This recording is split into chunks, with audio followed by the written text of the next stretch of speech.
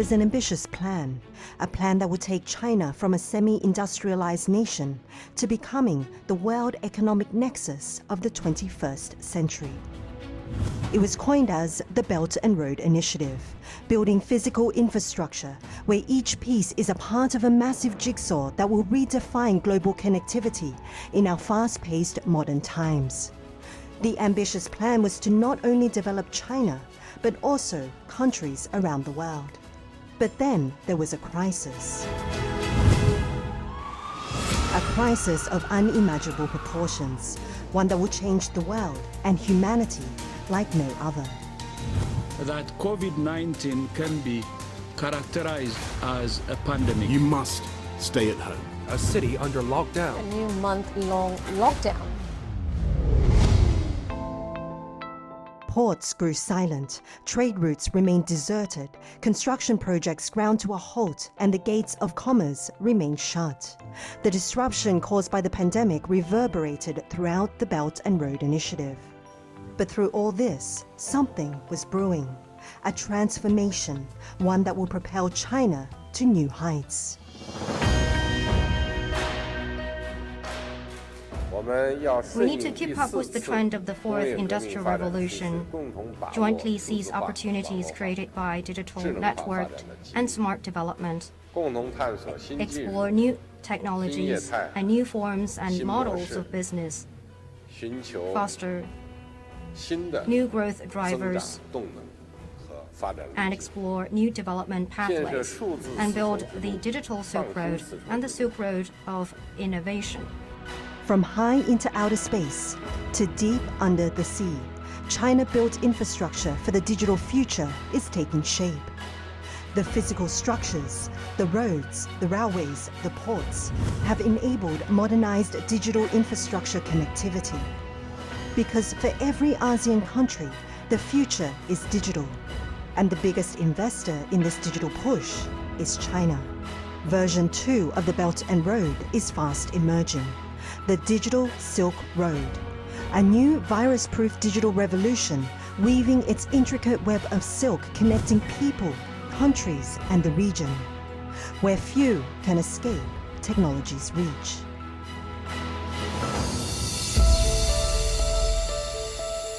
Well, unless you were here, somewhere deep in the jungles of West Java, Indonesia.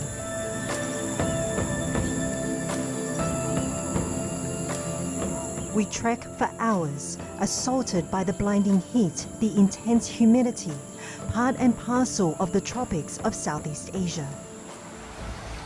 To see a tribe that time forgot, to meet the people who show us what we once were. We were told that this was not going to be an easy journey, and after more than 4 hours of trekking through this jungle, it's beginning to dawn on us that we're entering a completely different world. We've entered the Baduy tribe territory, home to isolated Indonesians who in many ways live now as they have for thousands of years. The Baduys cling to their reclusive way of life despite the temptations of the modern world. But what comes with it is a dilemma. The Baduys' take only what you need world is in a clash with our unstoppable juggernaut of modern life. But the outside world is creeping in, and as time, or perhaps fate, would have it, they find themselves divided. The strict inner circle remains pure, while the outer circle have relaxed some rules, adapting to the tools of the ever-advancing world. This bridge is as far as we are permitted to go. Beyond this point, the Baduys have managed to keep out modernization. Alim, the deputy tribal chief, has agreed to meet us on the outskirts of the inner Baduy boundary. Selamat dengan bertemu dengan Anda. Nama saya Dusita. Saya Mursid, terima kasih. Bisa ketemu di tempat ini. Ketika saudara yang ingin berkunjung ke Baduy, baik istilahnya Baduy luar maupun Baduy dalam misalnya, pasti kan akan berhadapan dengan ketentuan aturan yang berbeda dengan masyarakat umum. The vast wilderness seems to press in on their enclave, emphasizing their solitude in nature's embrace. But this pristine, unbothered green canopy hides the overwhelming force of change.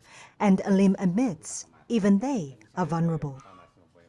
Pasti kan kalau udah teknologi masuk, nanti misalkan masuk listrik, pasti dituntut kehidupan. Kalau bicara khawatir, menurut saya tetap pasti di semua ini pasti ada rasa khawatir. Tapi terus terang itu susah menolaknya. As darkness tiptoes upon us, we make our way to a village in the outer Baduy, a sort of buffer between the outside world and the sacredness of the inner clan.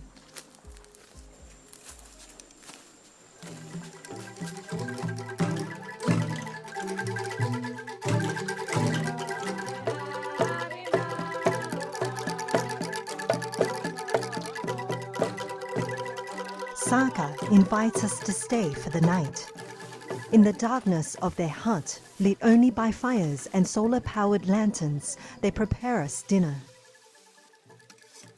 The Baduis live on a simple diet. Tonight, it's rice, eggs, fish with sambal, a traditional chili paste. Food is placed on the floor, simply consumed with hands as our ancestors once did. A young couple in their 20s, they were both born in the outer Baduy. They seem to latch onto bits of modernity, weaving tradition and progress into tapestry that defines life on the buffer. As dawn breaks, we get our first clear glimpse of life in the outer Baduy. They have embraced a local taboo, interpreting modernization as something that cannot be refused. Today, a burgeoning Baduy population and increasing contacts with the outside world have led to the development of a more market-based village economy, one that is dependent on cash crops and sales of handicrafts. For Saka and his wife, technology was a tool to bridge the gaps between their traditional ways and modern advancements. The smartphone became their portal to distant lands, allowing them to connect with the wider world beyond their secluded recesses. Untuk saat ini, karena seiring dengan perkembangan zaman, baduy luar udah mengenal teknologi yang namanya teknologi. Termasuk saya juga, saya udah sejak 2016, di mana pada saat itu sebetulnya saya masih benar-benar belum ada pengetahuan apapun tentang teknologi, tapi seiring dengan perkembangan zaman saya coba adaptasi juga, dan saya juga pelajari apa itu internet, apa itu sosial media juga. Saka and his wife were one of the first of the outer Baduis to truly embrace technology. Documenting their lives and selling Baduy handicrafts online, they gained popularity and became a viral success. Technology was harnessed to amplify their voice, sharing their unique culture with the world beyond their jungle dwellings. Yang saya rasakan untuk saat ini, karena saya juga udah terjun di dunia internet juga, saya bisa membangun bisnis online juga, jadi masyarakat bisa terbantu juga dengan adanya internet. Namun seiring dengan perkembangan zaman, kita juga menyesuaikan. Kita bisa lebih mengenalkan hasil karya tangan orang Baduy itu sendiri melalui internet itu. For the young generation of the Baduy tribe, turning to technology was not an act of defiance, but a gradual pivot to living in the modern world. One where, just outside these boundaries, is experiencing a meteoric rise in internet connectivity. Ironically, the Baduy tribe sits in the province of Banten, the province with the highest internet user penetration in Indonesia. The internet penetration in this country has now reached almost 80%. This means that most Indonesians are already connected to the internet for their daily needs. Indonesia's drive to spur development has taken an increasingly digital and technology-centric turn. A turn onto China's digital Silk Road. The digital Silk Road is very important to develop, especially in the Southeast Asia, and emerging countries like Indonesia need a lot of the infrastructures in terms of the digital. Many of the Chinese companies that faced aggressively before the COVID-19, we see they not only bring the investments, they not only develop kind of a new technology, they also bring the transfer of knowledge and transfer of technology. And it's because of Chinese tech companies like ZTE. Throughout the early 2000s, well before the digital Silk Road entered the lexicon, ZTE were building telecommunications infrastructure, laying fiber optic cables, erecting data centers, and constructing and integrating mobile networks for carriers throughout Indonesia with little fanfare. But with much success, fast becoming an integral supplier of Indonesia's essential communications infrastructure and the training that will empower the workforce of the country's booming digital economy. Our mission is to improve connectivity across the country to accelerate the deployment of Indonesia's digital economy. In the last 10 years, we have seen Indonesia's digital landscape evolve significantly, driving economic and social progress. And in the next 10 years? Well, the digital economy has now become central to the Indonesian government's plans to ultimately catapult the country into the top 10 global economies by 2030. ICT development in Indonesia is seen as the beginning of a more promising period. Digital connectivity stands as a transformative force. This reality has been underscored by its swift emergence to address the challenges posed by the COVID-19 pandemic. Who knew that before 2020, a pandemic would propel China's digital Silk Road into your homes? Enter TikTok, the hit short video app owned by Chinese internet giant ByteDance. The rise of the TikTok, the rise of the many social media has created a new engine and new chance for many of the young generation. You interact with the sellers directly. You can ask anything and you can get reply at the same time. So the detail of the products, the entertainment, the influencer factors can create a new market for social commerce. And it's in these unassuming shop houses in North Jakarta where we can get a glimpse of what is to be the future of retail. 3, 2, 1, let's go. Halo guys, selamat. Dozens of live streaming hosts take turns peddling cosmetics, soft lenses, and fashion. A host helps a customer choose a suitable color of contact lens. In another room, it's recommendations on picking the right shade of lipstick for different skin tones. It's high energy, adrenaline-fueled e-commerce. Powered by a network of agencies who manage live stream presenters and shop fronts. And it's a gold rush for entrepreneurs seeking their fortunes from a new paradigm in e-commerce. Entrepreneurs like Hank Wang. He provides a service catering to the needs and demands of the 21st century consumer landscape, facilitating connections between brands and live streaming hosts, providing the space, equipment, and operational team. In Indonesia, already doubled, tripled, during the last 2 to 3 years. So everything is just involved in a very fast pace. So I think that's why even I began the TikTok social commerce related business. We choose Indonesia as a first step. The bet paid off. Hank is optimistic about this industry, holding on to conviction that live commerce possesses the power to overhaul the entire retail industry. We built everything from zero. So in 1 year, from 0 to $5 million US dollars sales in 1 month, I think it's already a quite good start. Yeah, next year I think at least we need to expand to 100 live streaming studio. I think digitalize of each of the industry is a trend. Anyone cannot stop the trend or momentum. For Indonesia's nearly 65 million small and medium-sized businesses, the trend could open doors to new customers amid a government push towards digitalization. And for Betty, that's exactly what happened. we head to Bandung, a city of culture and history. And wherever there is culture and history, there will no doubt be delicious cuisine. You'll find yourself stopping constantly because pretty much on every street corner, there's food. And this spicy culinary dish has become one of the most well-known foods in Bandung. Terima kasih. So this is called seblak, a specialty dish here in Bandung that's traditionally sold in restaurants and by street vendors. But Betty, with her 11 branches, is trying to change the way seblak is consumed and sold. Nah guys, ini resep seblak simple. Sok beberapa bareli 9.000 ya.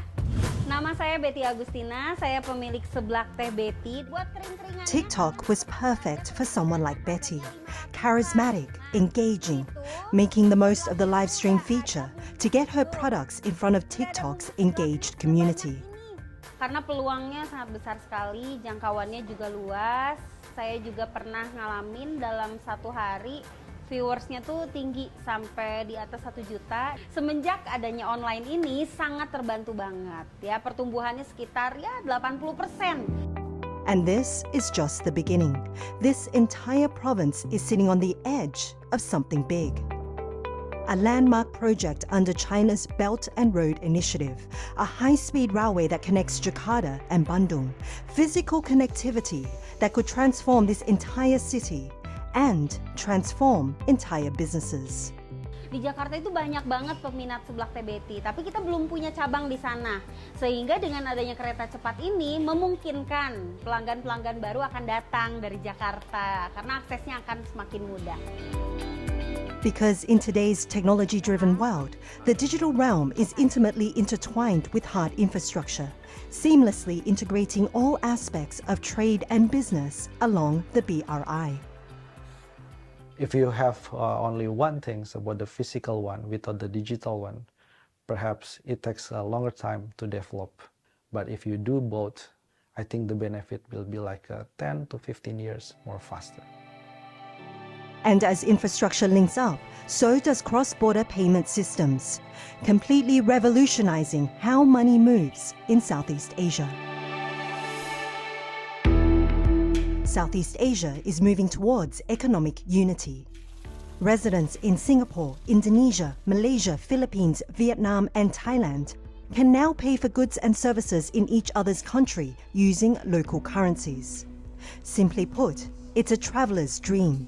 The difference between the discussions in the past and where we are now is that these discussions are actually delivering changes.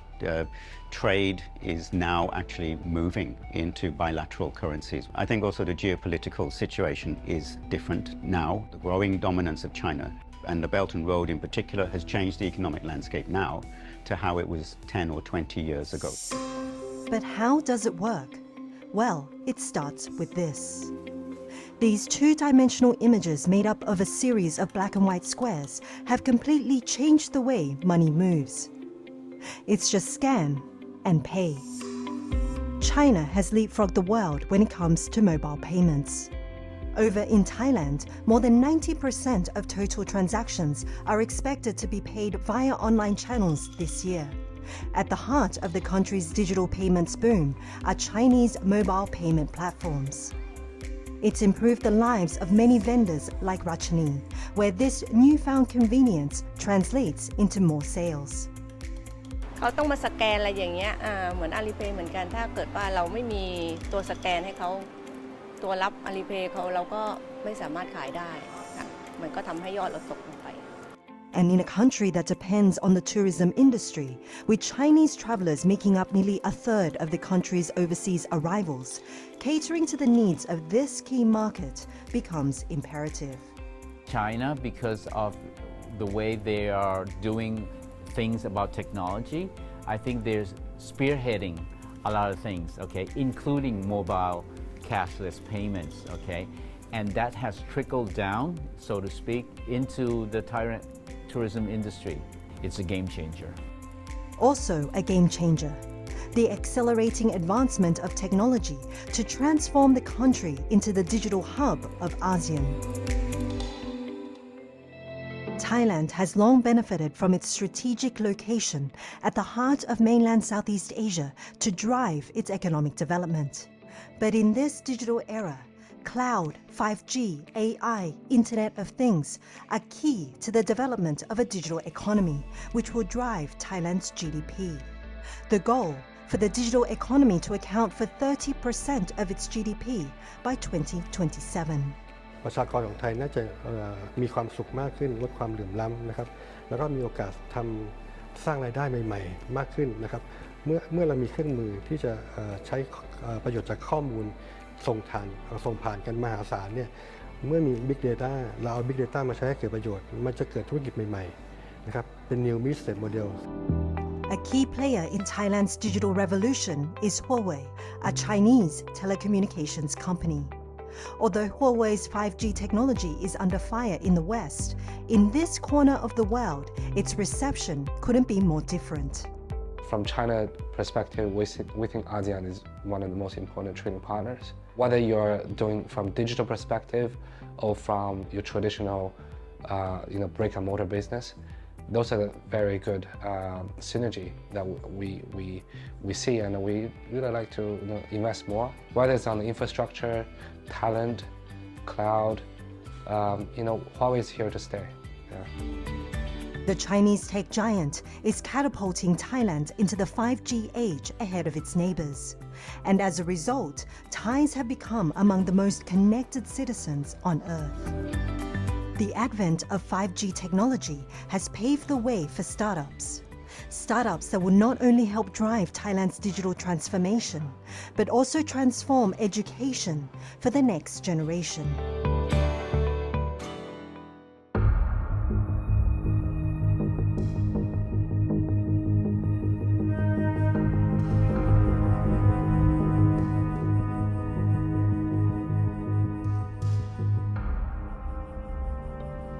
This is perhaps an accurate picture of online learning in Thailand.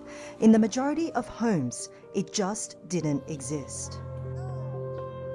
But this picture contrasts with the figures that offered a promising outlook for online learning in this country. It appeared that the digital infrastructure necessary for online learning was relatively good. So what was the problem? Lack of resources, digitally inept teachers not familiar with an online environment, and failure to implement an effective online learning curriculum meant that adapting to this seismic shift became education's Achilles heel. But one tech startup would soon become the solution. Teachers spend their 42% of their time doing work that is not related to students at all. They're doing all kind of work that is not related to students learning smarter or well-being or whatever. So if we can help teachers to reduce this 42%, they will have their valuable time back to those students who need them again. And so School Bright was born. Today, one of the most promising startups on the block, applying technology to help improve Thailand's education system. By providing a platform that links schools, parents, and students, it offered solutions to help manage school academic affairs, which included implementing the curriculum, setting learning plans, planning class and teaching schedules, and evaluating students' performance effectively. School Bright had the perfect opportunity to penetrate the education system, but despite the increasing demand, they faced major bottlenecks. School Bright needed to scale, and Huawei Cloud would become their saving grace. We provide the app that serve our users and customers, but this service must run on some cloud backbone. They were that backbone. So the cloud technologies that we have behind our service is provided by Huawei. For Huawei, the continued goal is to contribute to each country's social and economic prosperity, and education is the panacea. Together, School Bright grew. This startup now supports over 500,000 students, 30,000 teachers in over 500 schools, pressing ahead with plans for an IPO by 2025. I felt Huawei is one of the most invested in terms of education and tech for good. working with Schoolbright has given Huawei an opportunity to see beyond just supporting talent. You can see what talent can become. And that all starts here, at the heart of developing the talent of the next generation. We wanted to see how rural traditional Thai schools are adapting to 21st century technology. So, Ayutthaya seems to be the perfect place to start. With its shapely ruins and picturesque pagodas, this ancient city of Ayutthaya was once a mighty empire, once one of the world's largest urban cities. Today, the past, present, and future merge. This is one of the oldest schools in this province. Educators at this school broke up with decades of tradition when COVID-19 gave them a chance to reinvent, to reimagine what education could be. It was gradual, step by step, methodically strengthening their own identity to be a part of this modernized era. Morning roll call. Students walk through the school gates, no teachers required. One by one, students do it themselves. The parents get real-time notifications on their phone that their child has arrived at school. Payments all scanned through the Schoolbright platform. Academic progress, homework management, tuition payments, two-way communication between teachers and parents, all done digitally. But Schoolbright was only just the beginning for them. Once teachers became familiar with technology, the role that technology played within the school also grew. In the classrooms, technology had a much bigger role to play, preparing students for a world that does not yet exist, for future jobs that have yet to appear. Because my generation will become the future workforce, I don't think that it's enough for us to be surrounded by technology. I think that we also have to understand technology. Well, the world is moving at a very fast pace, but I think that if we understand the basics, we will be able to adapt to any changes that are coming. Because for these children, the pace of innovation and the scale of disruption all around them is accelerating. Education will not only need to keep up, but become a part of the great transformation.